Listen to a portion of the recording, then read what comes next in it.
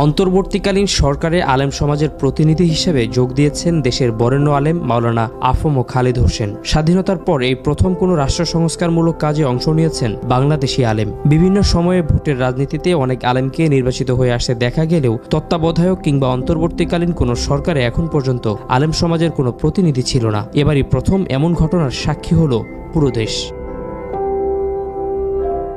অন্তর্বর্তীকালীন সরকারের নতুন এই উপদেষ্টা বাংলাদেশের ইসলামী ঘরানার বিভিন্ন সেক্টরে সমানভাবে সমাদৃত। অর্জন করেছেন কওমি ও জেনারেল উভয় পাঠ্যক্রমের শিক্ষা। চট্টগ্রামের প্রসিদ্ধ ইসলামী বিদ্যাপীঠ, পটিয়া মাদ্রাসা ও চট্টগ্রাম বিশ্ববিদ্যালয় থেকে শিক্ষা লাভ করেছেন তিনি। এছাড়া নিয়মিত জাতীয় পত্রিকাগুলোতে ইসলামিক ও সামাজিক নানা বিষয় নিয়ে কলাম লিখেছেন তিনি। অন্যদিকে মানুষের আত্মশুদ্ধির লক্ষ্যে দেশের বিভিন্ন প্রান্তে ইসলামের সুমহান বাণী পৌঁছে দিতেও কাজ করেছেন দীর্ঘদিন। এবার রাষ্ট্র সংস্কারের মতো গুরুত্বপূর্ণ দায়িত্ব পেলেন এই আলেম। অন্তর্বর্তীকালীন সরকারে জায়গা করে নেয়া এই আলেম 1959 সালের 2 ফেব্রুয়ারি চট্টগ্রামের সাতকাইনিয়া উপজেলায় জন্মগ্রহণ করেন। তার পুরো নাম আবুল ফয়েজ মোহাম্মদ খালিদ হোসেন, তবে ডক্টর আফম খালিদ হোসেন নামে অধিক পরিচিত।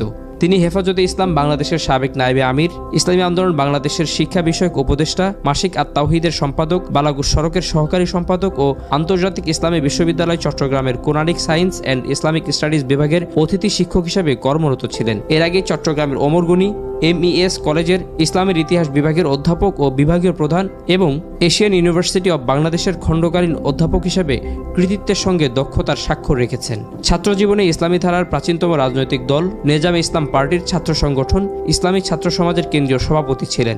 বিশ্ব মুসলিম লীগের মুখপাত্র the world Muslim League journal সহ বিভিন্ন সাময়িকীতে তার 2 শতাধিক গবেষণাধর্মী প্রবন্ধ প্রকাশিত হয়েছে।